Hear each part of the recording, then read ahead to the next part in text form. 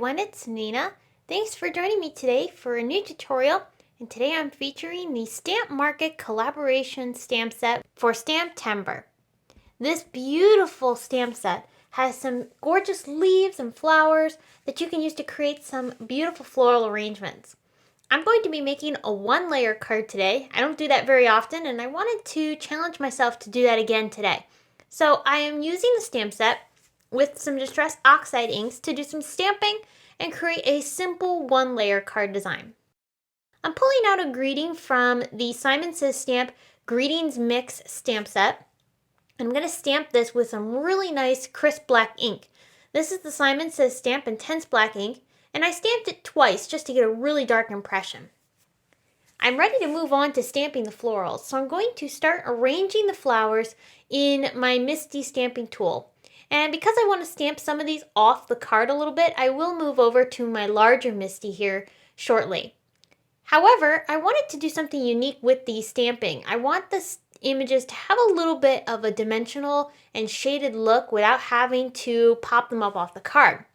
So by using some darker colors of oxide inks, in this particular case I use Shabby shutters, and then peeled paint as the darker color, I'm adding color along the edges of the stamp to create a darker edging around the color that I've stamped previously. So in this case, I stamped dried marigold as the first layer, and then using the side of the ink pad, I'm tapping that along the edges of the stamp using rusty hinge for a darker orange color. And it creates just a little bit of subtle shading and makes the images look a little bit more dimensional without having to actually pop them up or do any coloring. Now for this particular leaf, I'm using this as more of an accent piece, so I'm not going to do any shading for this one, especially since it's just coming in off of very small corners of the card. This time I'm using forest moss. This really nice dark green color looks so good with these other colors I've chosen, which is inspired by some fall color palettes.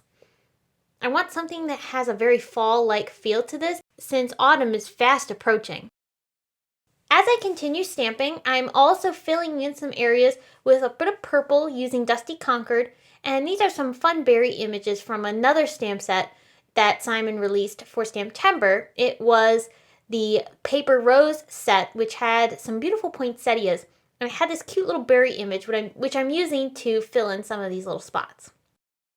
I'm going to continue filling in these last little florals here using a bit of scattered straw and fossilized amber. This adds just a nice warm yellowy tone and really accents the whole entire card. To add a little bit of interest, I'm going to add some splatters. These are gold splatters using my Fine Tech watercolor palette, and I'm just tapping these across the card for a little bit of shine, and that is really going to finish things up. I kept it super simple, and I really love how this one layer effect looks. One thing to note is I did make a coordinating envelope using the same technique, and I even took that gold paint and just covered over that heart that's at the end of the sentiment with the gold paint, and that really finishes things off. So I hope that today's video has inspired you to create with this new stamp set from the Stamp Market and Simon Says Stamp for STAMPtember 2019. If you want to see more inspiration using this set, be sure to visit the Simon Says Stamp blog.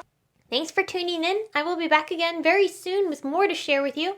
But until next time, I hope you have a wonderful day. Bye!